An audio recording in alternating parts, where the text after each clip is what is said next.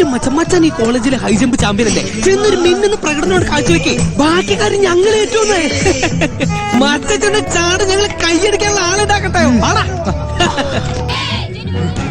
മച്ച പെട്ടുപോയി, ഇനി ചാടിയേ പറ്റൂ.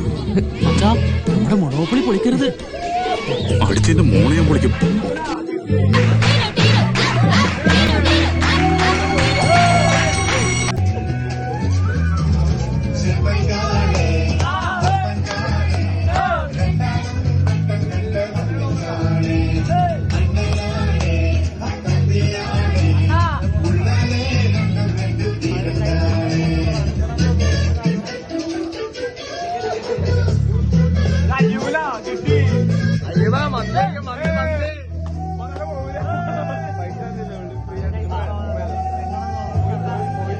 അയ്യോ മച്ച, പ്രോബ്ലം ഇല്ല. Come on come on.